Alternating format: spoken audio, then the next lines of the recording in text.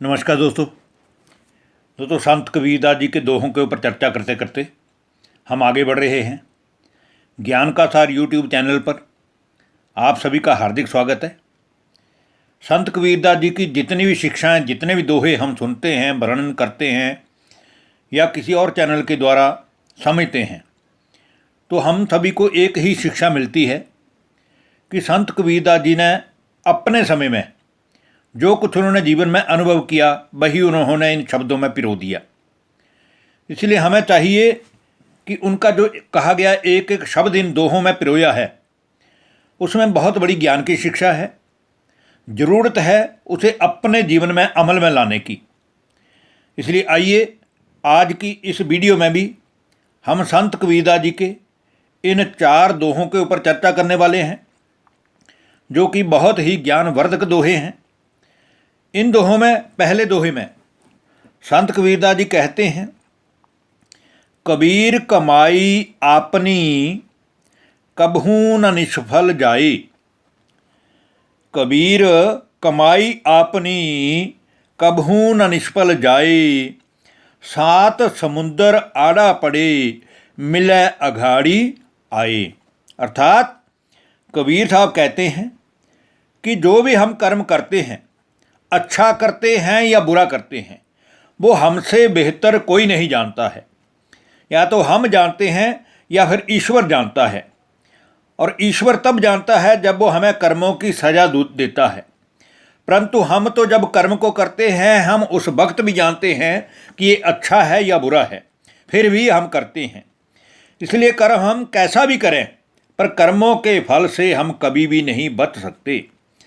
कर्मों की गति बहुत गहन है। चाहे 7 समुद्र भी हमें पार करना पड़े, हम 7 समुद्र पार होकर कहीं चले जाएं, लेकिन जो किए हुए कर्मों का फल है वो हमें भोगना ही पड़ेगा।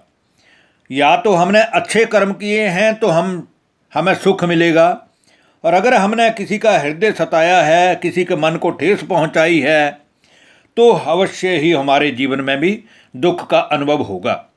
इसलिए कबीर साहब कहते हैं कि हमें हर समय एक चीज़ ध्यान में रखना चाहिए कि हम सत्कर्म ही करें तो अच्छा है, क्योंकि सत्कर्म करने से हमें कभी भी दुख की प्राप्ति नहीं होगी। अब हम आज की वीडियो का दूसरा दोहा वर्णित करते हैं, जिसमें संत कबीरदास जी कहते हैं, काला मुँह करूं कर्म का आदर लाऊं आग। काला मुँह करूं कर्म का आदर लाऊं आग, लोभ बढ़ाई शांडी के रांचू गुरु के राग।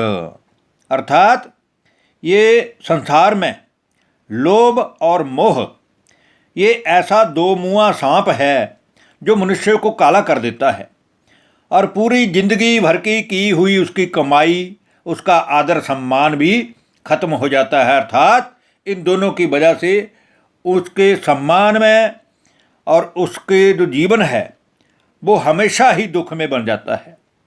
इसलिए कभी भी हमें निरर्थक ही अपना मान सम्मान प्राप्त करने के चक्रों में उचित मार्ग को नहीं भूलना चाहिए, उचित शिक्षा को कभी नहीं त्यागना चाहिए। अगर हमें किसी सत्य मार्ग का राही कोई मिलता है तो जरूर हमें अपने जीवन में उससे कुछ ना कुछ प्राप्त कर लेना चाहिए, क्योंकि परमात्मा तक पहुंचने के लिए ज्ञान की बहुत ज़रूरत है। और भक्ति जब संपूर्ण होती है तो ज्ञान होता है, और ज्ञान देने के लिए भगवान आते हैं, तब हमारा जीवन परम कल्याणकारी बन जाता है। और ईश्वर के लिए सर्वथा ही राग अलापना या उसकी याद में रहना, इससे बढ़कर संसार में कोई भी नेक कर्म नहीं है। अब हम आज की वीडियो का तीसरा दोहा वर्णित करेंगे, जिसमें संत कबीरदास जी कह गए हैं, दीन गरीबी बंदगी साधुन सो आधीन।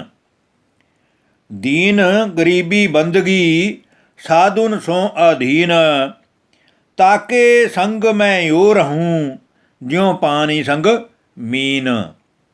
कहने का भावार्थ ये है कि जिस मनुष्य में विनम्रता का भाव होता है, सरल स्वभाव होता है, सभी के प्रति उसके मन में कल्याण की भावना होती है, प्रेम की भावना होती है, आदर भाव होता है, सेवा भाव होता है। ऐसा मनुष्य हमेशा ही साधु और संतों की शरण में रहता है और उनके साथ रहते हुए उसके मन में परमात्मा के प्रति श्रद्धा भावना जागृत होती है और उसकी हालत ऐसे ही होती है परमात्मा की याद के बिना या परमात्मा को प्राप्त किए बिना जैसे पानी में से अगर मछली बाहर आ जाए तो तड़फती है।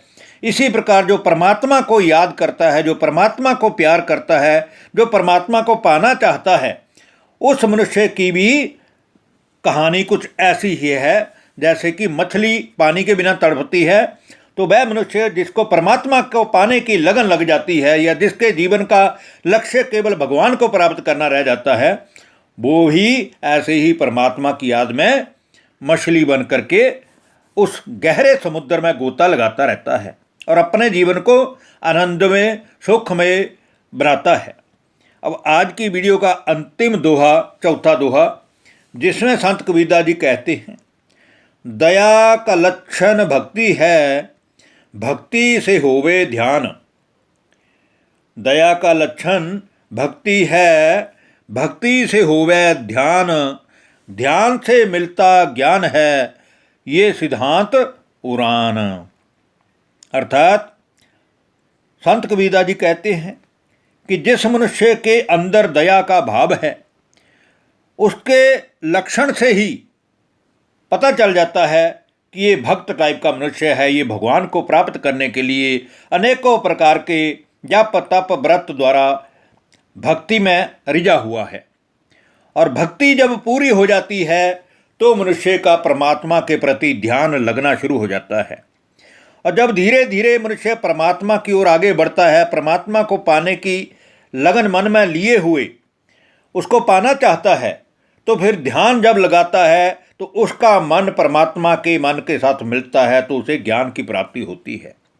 और ज्ञान जिसको प्राप्त हो जाता है वो ही मनुष्य परमात्मा के सिखाए हुए सिद्धांतों पर चलकर जो परमात्मा के ज्ञान कहता है उसी अनुसार अपने जीवन को, अपने जीवन में नियम भी लागू करता है।